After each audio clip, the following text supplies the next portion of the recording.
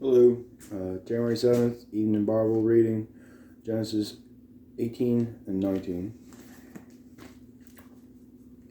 The three visitors, Genesis 18.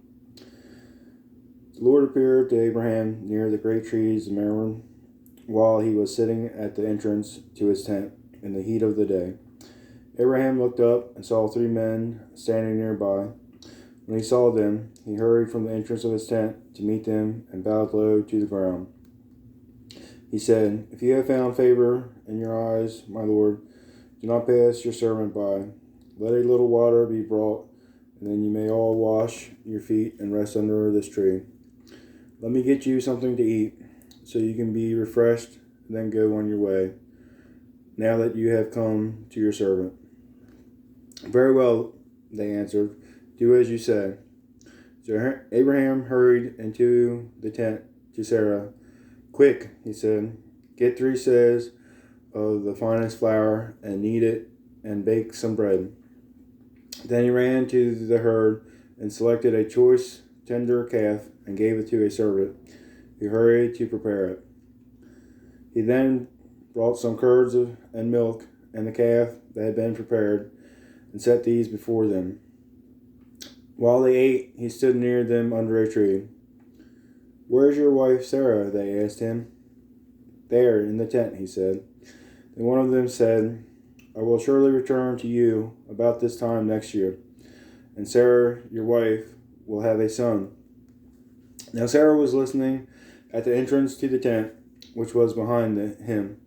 Abraham and Sarah were already very old, and Sarah was past the age of childbearing.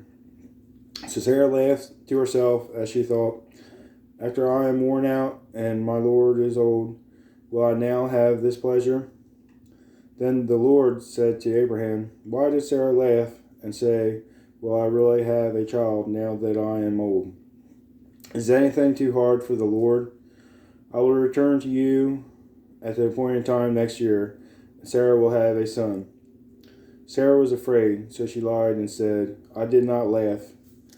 But he said, "Yes, you did laugh." Genesis pleads for Sodom. When the men got up to leave, looked down toward Sodom, and Abraham walked along with them to see on their way. Then the Lord said, "Shall I hide from Abraham what I am about to do? Abraham will surely become a great and powerful nation, and all nations on earth will be blessed through him. For I have chosen him so that he will direct his children and his household after him to keep the way of the Lord by doing what is right and just, so that the Lord will bring about for Abraham what he has promised him." Then the Lord said, "The outcry against Sodom and Gomorrah is so great, and their sin is so grievous, that I will go down and see if what they have done is as bad as the outcry that has reached me. If not, I will know." The men turned away and went down to Sodom, but Abraham remained standing before the Lord. Then Abraham approached him and said, "Will you sweep away the righteous with the wicked? What if there are 50 righteous people in the city? Will you really sweep it away and not spare the place for the sake of the 50 righteous people in it? Far be it from you to do such a thing, to kill the righteous with the wicked, treating the righteous and the wicked alike. Far be it from you. Will not the judge of all the earth do right?" The Lord said, "If I find 50 righteous people in the city of Sodom, I will spare the whole place for their sake." Then Abraham spoke up again. "Now that I have been so bold as to speak to the Lord, though I am nothing but dust and ashes, what if the number of the righteous is 5 less than 50? Will you destroy the whole city for the lack of 5 people? If I find 45 there," he said, "I will not destroy it." Once again he spoke to him. "What if only 40 are found there?" He said, "For the sake of the 40, I will not do it." Then he said, "May the Lord not be angry, but let me speak. What if only 30 can be found there?" He answered, "I will not do it if only 30 be there." Abraham said, "Now that I have been so bold as to speak to the Lord, what if only 20 can be found there?" He said, "For the sake of 20, I will not destroy it." Then he said, "May the Lord not be angry, but let me speak just once more. What if only 10 can be found there?" He answered, "For the sake of 10, I will not destroy it." When the Lord had finished speaking with Abraham, he left, and Abraham returned home. Sodom and Gomorrah destroyed. Genesis 19. The two angels arrived at Sodom in the evening, and Lot was sitting in the gateway of the city. When he saw them, he got up to meet them and bowed down with his face to the ground. "My lords," he said, "please turn aside to your servant's house. You can wash your feet and spend the night, and then go on your way early in the morning." "No," they answered, "we will spend the night in the square." But he insisted so strongly that they did not go with him, and entered his house. He prepared a meal for them, baking bread without yeast, and they ate. Before they had gone to bed, all the men from every part of the city of Sodom, both young and old, surrounded the house. They called to Lot, "Where are the men who came to you tonight? Bring them out to us so we can have sex with them." Lot went outside to meet them and shut the door behind him and said, "No, my friends, don't do this wicked thing. Look, I have 2 daughters who have never slept with a man. Let me bring them out to you, and you can do what you like with them.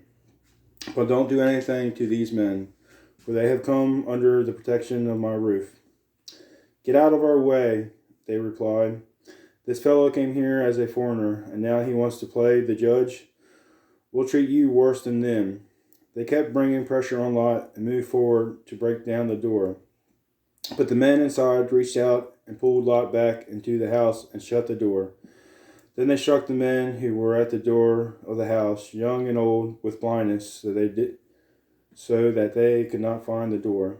The 2 men said to Lot, "Do you have anyone else here, son-in-laws, sons or daughters, or any else in the city who belongs to you? Get them out of here, because we are going to destroy this place. The outcry to the Lord against its people is so great that he has sent us to destroy it." So Lot went out and spoke to his son-in-laws who were pledged to marry his daughters. He said, "Hurry and get out of this place, because the Lord is about to destroy the city." But his son-in-laws thought he was joking. With the coming of dawn, the angels urged Lot, saying, "Hurry, take your wife and your 2 daughters who are here, or you will be swept away when the city is punished." When he hesitated, the men grasped his hand and the hands of his daughters and wife and led them safely out of the city. For the Lord was merciful to them. As soon as they had brought them out, one of them said, "Flee for your lives. Don't look back, and don't stop anywhere in the plain. Flee from the mountains, or you will be swept away." But Lot said to them, "No, my lords, please. Your servant has found favor in your eyes, and you have shown great kindness to me in sparing my life. But I can't flee to the mountains. This disaster will overtake me, and I will die. Look, here is a town near enough to run to, and it is small. Let me flee to it. It is very small, isn't it? Then my life will be spared." He said to him, "Very well, I will grant this request too. I will not overthrow the town you speak of, but flee there quickly, because I cannot do anything until you reach it." That is why the town was called Zoar. By the time Lot reached Zoar, the sun had risen over the land. Then the Lord rained down burning sulfur on Sodom and Gomorrah, from the Lord out of the heavens. Thus he overthrew the cities and the entire plain, destroying all those living in the cities, and also the vegetation in the land. But Lot's wife looked back, and she became a pillar of salt. Early the next morning, Abraham got up and returned to the place where he had stood before the Lord. He looked down toward Sodom and Gomorrah, to all the land of the plain, and he saw dense smoke rising from the land, like smoke from a furnace. So when God destroyed the cities of the plain, he remembered Abraham, and he brought Lot out of the catastrophe that overthrew the cities where Lot had lived. Lot and his daughters. Lot and his 2 daughters left Zoar and settled in the mountains, for he was afraid to stay in Zoar. He and his 2 daughters lived in a cave. One day, the older daughter said to the younger, "Our father is old, and there is no man around here to give us children, as is the custom all over the earth. Let's get our father to drink wine, and then sleep with him to preserve our family line through our father." That night they got their father to drink wine, and the older daughter went in and slept with him. He was not aware of it when she lay down or when she got up. The next day the older daughter said to the younger, "Last night I slept with my father. Let's get him to drink wine again tonight, and you go in and sleep with him, so we can preserve our family line through our father." So they got their father to drink wine that night also, and the younger daughter went in and slept with him. Again, he was not aware of it when she lay down or when she got up. So both of Lot's daughters became pregnant by their father. The older daughter had a son, and she named him Moab. He is the father of the Moabites today. And the younger daughter also had a son, and she named him Ben-ammi. He is the father of the Ammonites of today. That completes our reading.